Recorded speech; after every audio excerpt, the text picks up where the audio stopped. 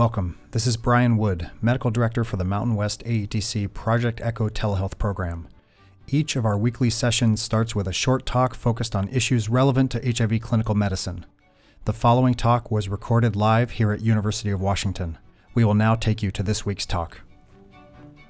Thanks, Brian, for inviting me, and all of you for having me. Really excited to get to address this topic. I'm a primary care internist at Harborview Hospital in Seattle, and for the last few years, I've been working as Associate Medical Director at Evergreen Treatment Services, which administers 3 opioid treatment programs in Western Washington. And it's kind of an interesting and exciting time to be delivering care in an opioid treatment program because there's been a lot of changes. And I intend to get a little bit in the weeds about some of those, probably more detail than you'll need to remember, but I think it is interesting or important when you're counseling a patient who's interested in medications for opioid use disorder and they're interested in methadone, that there's an understanding of what that treatment modality looks like, and it's poised to undergo some pretty substantial changes, I think. I'll try to indicate whenever I'm editorializing about that because we have to see how it will play out, but the changes to regulations have gone into effect, and I can let you know about them and how I think they might affect the treatment landscape. I don't have any conflicts. This is a funding slide, disclaimer. And like I said, we'll kind of go through the big ticket items of the changes in the way that opioid treatment programs are regulated. And then there's been a slurry of other regulatory changes that affect other elements of care of patients with opioid use disorder. And if we have time to address some of those now, we can, or maybe we'll have another session on that if you'll have me back. So I want to start. It's important to look at some of the history to understand how we got to where we are as regards this designation of an opioid treatment program. Since the late 60s and early 70s, it's been the only outpatient facility credential that can dispense methadone for the treatment of opioid use disorder. And it's very highly regulated, as most folks are aware. And these regulations are codified in the Code of Federal Regulations here, 42 CFR Part 8. Interestingly, it's not in the Code of Federal Regulations where all other meds are mentioned. That's 21 CFR. So kind of from the outset, this was seen as something kind of medicine adjacent, which is interesting, I think. But there have been a number of times where these regulations have been fiddled with at the margins, but it was really not until this year that they underwent a kind of wholesale revision that really has the potential to change how this care is delivered. So I want to just start by reviewing some of the regulations that affected treatment prior to 2020 and the change in regulations just this year. Methadone can only be dispensed at approved and licensed opioid treatment programs or administered in hospitals for folks admitted for other reasons. In the old regulations, you could only admit patients who were over 18. Folks who were under 18 could be admitted if they'd had 2 attempts at detox within a 12-month period. You had to demonstrate that there was evidence of 1 year's duration of a moderate or severe opioid use disorder. So a patient was in the hospital with an epidural abscess and had been using IV heroin for 9 months, they would not technically meet criteria for admission based on this criteria. Regular urine drug testing is a requirement spelled out in the regulations. A maximum first dose, initial dose of 30 milligrams was actually spelled out in the regulations. I'm not aware of other medications in the Code of Federal Regulations where the dose you're allowed to use is specified like that. Counseling was a required element for participation in treatment, medication treatment. And of course, there were specific limitations on take-home dosings, which really prioritized minimizing the risk of diversion. And folks were expected to come in 6 or 7 days a week for the first 3 months in treatment. And only then could they earn additional unsupervised doses of medication over a very prolonged schedule if they met other markers of stability. And a lot of this underwent a change. As I said, in February, SAMHSA released the final rule, and it went into effect at the beginning of April. So without further ado, we can dive into some of these changes. So the treatment eligibility at an opioid treatment program, they got rid of the 1 year minimum year of diagnosis. So it's really more in alignment with DSM-5, the criteria for which you might start buprenorphine. In other words, the patient has a moderate or severe opioid use disorder or has an opioid use disorder that's in remission and is at risk for relapse. And this is a welcome change because in the fentanyl era, I think we are seeing more people who are developing severe complications of an opioid use disorder more quickly. So they may not have had, years of escalating problematic use by the time they seek treatment. And for adolescents, youth under the age of 18, it's the same criteria as adults. They don't need to have attempted detoxification or medically managed withdrawal. It continues to require written consent of a parent or guardian, and there's all sorts of state regulations that are at play there too. What will this change do? Hopefully this will simplify the intake process and make it more feasible for people to enter treatment earlier if they're interested in methadone or buprenorphine care in the context of an opioid treatment program. And hopefully it'll be more feasible to treat adolescents who are good candidates for treatment. Another big change is telehealth. This was temporarily allowed during COVID to help mitigate infection concerns, and they codified it now in the final rule. So buprenorphine in an opiate treatment program can be initiated on the basis of an audiovisual or audio-only assessment by the medical provider. And methadone, if there's an audio-visual connection and the provider feels they can get a good assessment of a patient, they can admit a patient on the basis of a telehealth evaluation. I think this is probably pretty important. The patient, of course, still has to come in to access medication, so that does limit, how much this could be leveraged. But I think it really opens the door for programs, opiate treatment programs, to coordinate with jails or prisons or other facilities. We've been making use of it at Evergreen Treatment Services for patients who are hospitalized and their ultimate disposition is a nursing facility or a jail. We've been doing telehealth intakes so that those patients can be started on medication that can be continued in their facility since they can't make it into the regular clinic for a routine intake. Some other changes that aim to lower the barriers of accessing and being retained in treatment. The medication continuity is expressly not contingent upon involvement in counseling. Patients who are not interested in substance use disorder counseling have the right to decline it without that impacting their access to medication. And that counseling, they expand the definition of counseling to really incorporate more harm reduction oriented counseling as well as recovery oriented. In other words, reducing risks for folks regardless of whether they choose to stop or reduce their substance use. Most people are interested in reducing their substance use in an opiate treatment program, which is why they're engaging in medication treatment. And then they allow for these kind of screening intakes that are less laborious than the comprehensive examination that's required. So that might make it easier for folks to kind of start on treatment, and programs can fill in the details with a full H&P after the patient's a little more comfortable on medication in the next couple of weeks.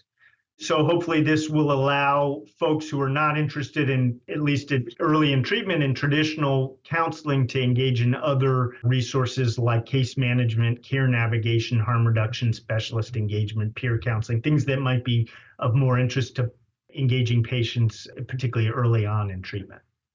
The initial dose of methadone that you can use, that cap was essentially lifted. You just have to include your rationale if you're going to use a dose higher than 50 milligrams. So this really opens the door to more aggressive initial methadone dosing, which we're seeing folks really require if they have a high tolerance from these high potency fentanyl analogs.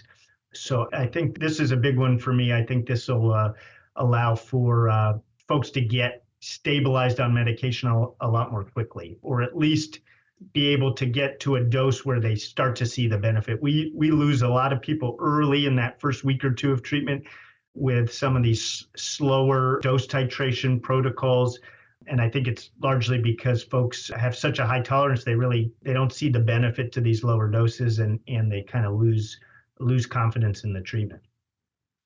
Split dosing. So most folks in opioid treatment programs get their methadone once a day. There's certain populations who may really benefit from dosing more frequently than that. And we've been limited in our ability to offer that in the past. And the new regulations specify that this is an option as long as the benefits outweigh the risks for all sorts of individuals, pregnant individuals, high metabolizers, folks with taking other medications that might affect their metabolism, folks with chronic pain who might benefit from more frequent dosing to take advantage of that narrower analgesic window of methadone. So hopefully this will allow for a more effective dosing strategy for the populations who may benefit from that. And then probably the biggest change for the patient experience is the changes around take-homes. In 2020, with COVID, these very strict regulations around take-homes were essentially lifted.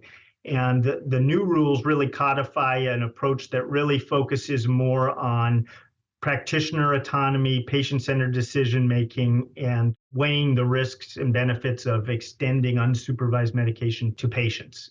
So we are to consider conditions that might increase the risk for overdose or their ability to function safely, their attendance in clinic, behavioral problems, any recent known diversion, and the ability to safely store medications.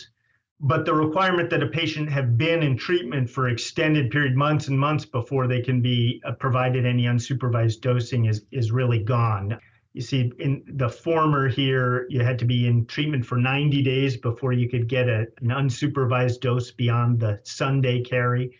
And now folks can get take-homes from the get-go. So that's really a pretty profound change in how tolerable this type of treatment is for folks. It's obviously a high burden to expect to have to come into your clinic every day for directly observed treatment. So there are studies from the COVID era that show that some of the concerns folks had with a more liberal use of unsupervised medication dosing don't appear to have been borne out. Overdose deaths among patients on methadone and the general population as a proportion of overall deaths did not see a spike in response to liberalizing these take-home regulations.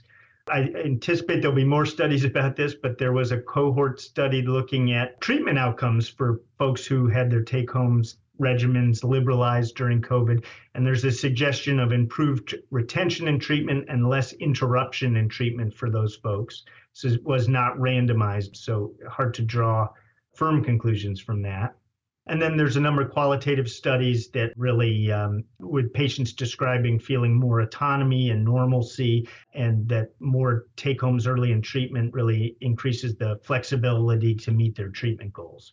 But did state that individualized care is important. There's some folks who do benefit from that structure of daily observed dosing, or there's some folks that can't keep their medication safe, or there's some folks that don't have the impulsivity problems or other problems that would, make it unsafe to have access to large quantities of medication. So having the ability to kind of flex and provide that intensive care when it's needed, but not when it's not. Hopefully that's the line that programs will be able to walk. And then finally, there's some language in there about expanding access to methadone in non-opioid treatment program settings. So folks, I think, are aware that hospitals kind of had this carve out where they can initiate or continue methadone for a patient who's admitted for another reason, the endocarditis, whatever the indication is for hospitalization. And this language really extends that ability to long-term care facilities and correctional settings as long as they have a hospital clinic DEA license. So I was a little skeptical that how many places would take advantage of this, though I will say Department of Corrections in Washington is already making use of this provision to continue methadone on patients in the prison system. So that's a big change there. These rules do not mandate that states promulgate less restrictive rules to match these provisions. Washington State Opioid Treatment Authority and Department of Health have indicated that they do intend or are in the process of aligning state rules with the federal. I think there's several other states that have made that commitment, but it's really all over the map. So I know there's folks from all different states here. I tried to see if there was any kind of database that was tracking this, and to the best I can tell, there's not yet. So I think it really would be a matter of checking with your states. Every state has a state opiate treatment authority that you can look up on the SAMHSA website who it is, and learn about if your state is altering their state rules to align with the federal. What didn't change in all this? Well, methadone can still not be prescribed for opioid use disorder, can only be dispensed in opiate treatment programs or administered in those, small handful of settings if a patient is admitted there for another reason. Drug testing is still required, and it still relies on this credentialing process for oversight. I touched on this, but it's not just the federal regulations that affect these programs. The state regulations, many states have historically had more restrictive regs than federal even before.